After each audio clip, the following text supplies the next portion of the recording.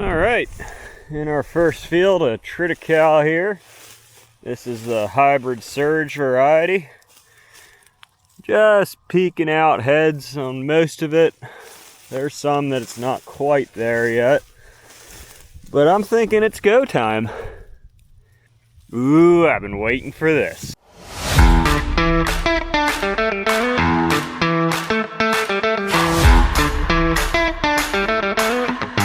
How's it going, guys? In this video you will be seeing our spring forage activities. We will be mowing, cutting, raking, and baling. Mostly in that order, and I might have left one or two things out.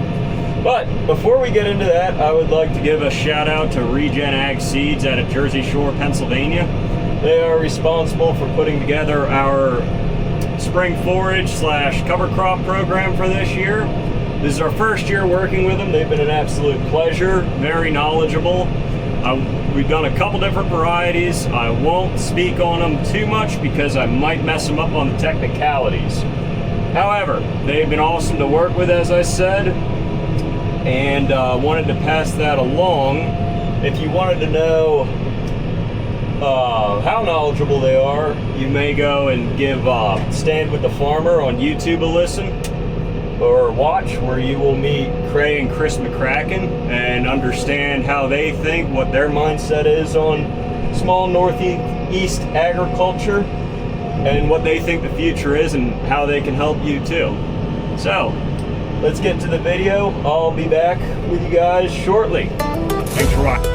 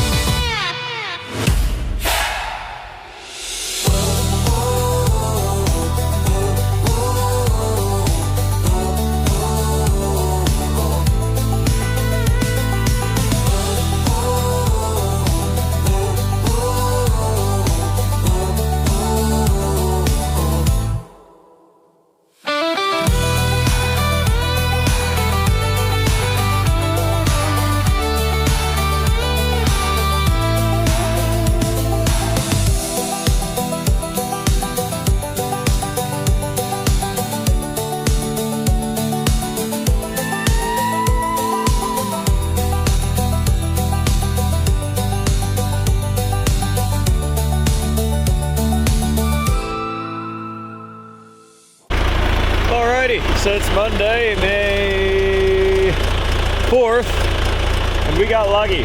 We had a lot of dry weather, windy over the weekend. My dad blew this apart Saturday, so it actually dried out quite a bit on us. So we're gonna go ahead, rake it up, and try to bale it today. Get it baled and wrapped and put away. If I'd have known that we were gonna have such nice weather, I probably would have cut another 20 acres, but that's farming. If I'd have cut another 20 acres, we would have had 2 inches of rain over the weekend. Anyway.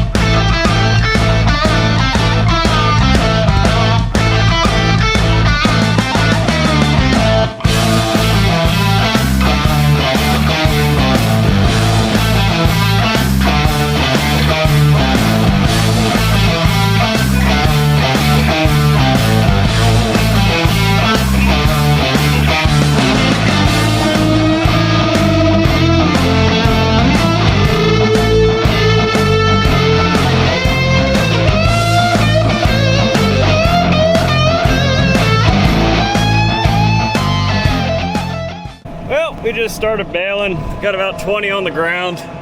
Way drier than I'd like it to be. It really got ahead of us, but I think they'll eat it. It's inconsistent. Depending on where you poke in the bale, some it'll be 12%, and then I've already poked at 30, so maybe it'll level out, but they should eat it. Got my buddy Jim over here. He came over and helped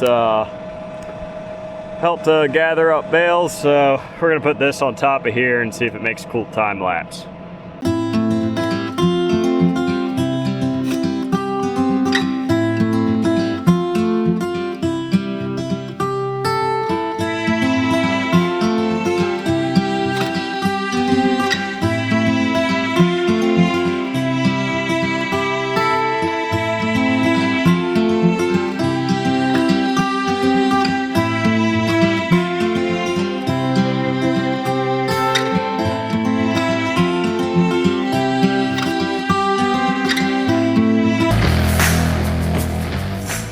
So I want to do the best I can to explain what we're doing here to maybe a non-ag oriented person. So this is what we call a double crop. Now a double crop is cut and harvested. It's planted in the fall after the row crops are off, and then it's cut and harvested for forage in the spring before the next seeding of row crops come in. This is very crucial to our operation now. As I've mentioned, we're on limited acres. We don't have all the hay ground we have to support the herd size that we're growing to / want to get to our goals. So we do have to supplement with some other kind of forage, and that is where this double crop comes in.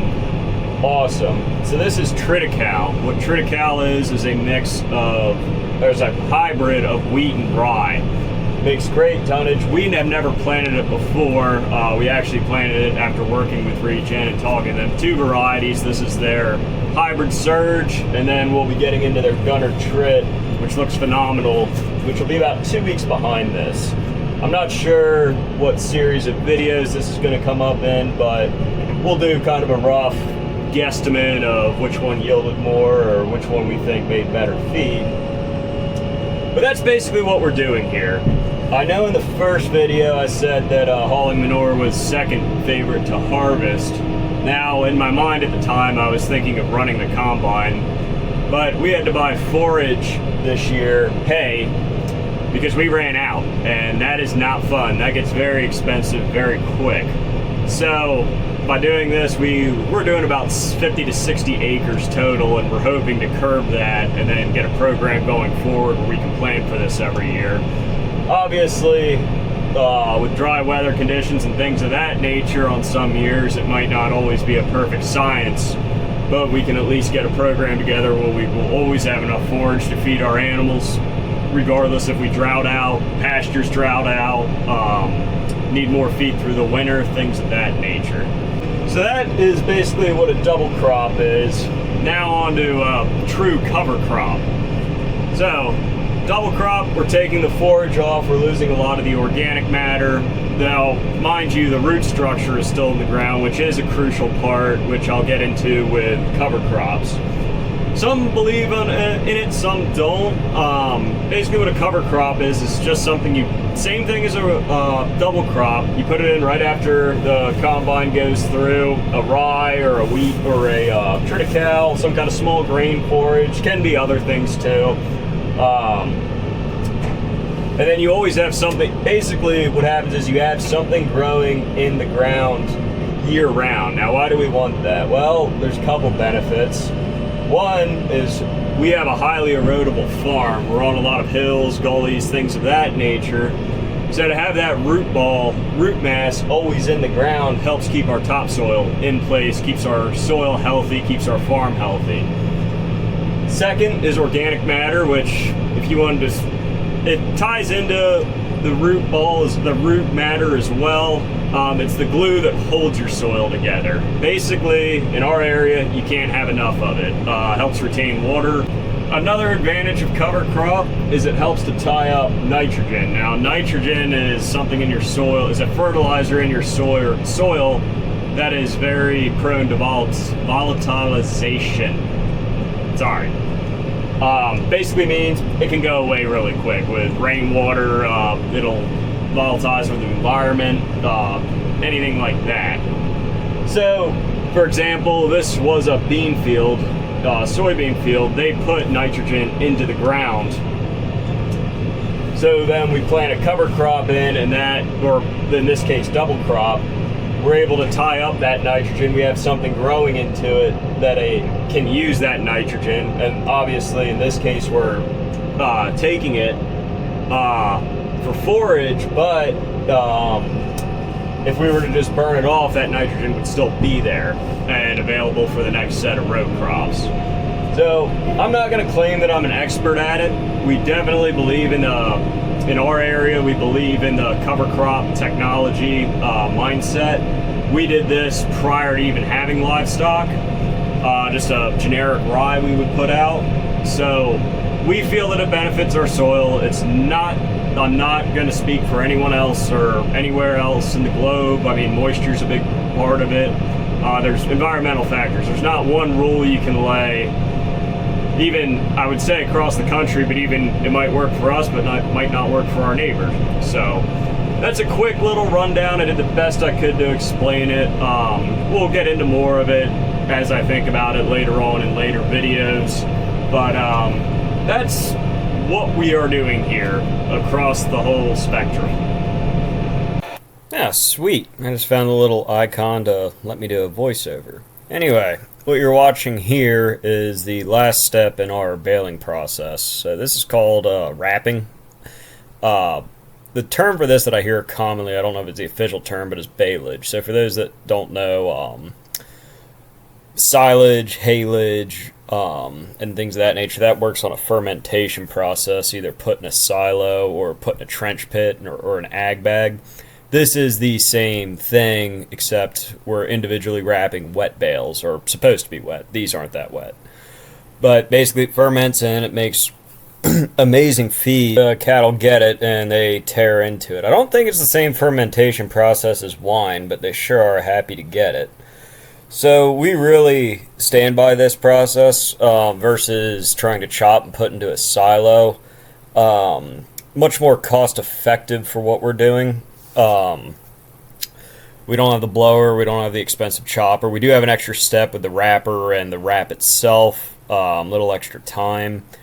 But the cattle seem to do great on it, and we've already rolled up some real weedy ditch hay kind of stuff, real mature and old, and baled it wet enough that it fermented, and there was nothing left in the hay rack. So in the coming videos, you'll be seeing more of this, some planting. I know I said I would have knocked out another 20 acres in the beginning of this video, but it actually worked out because the next day I went and planted this field and about 15 other acres, so we're kind of chugging, chipping away at all the spring activities at once. So thank you guys for watching, and we'll see you on the next video.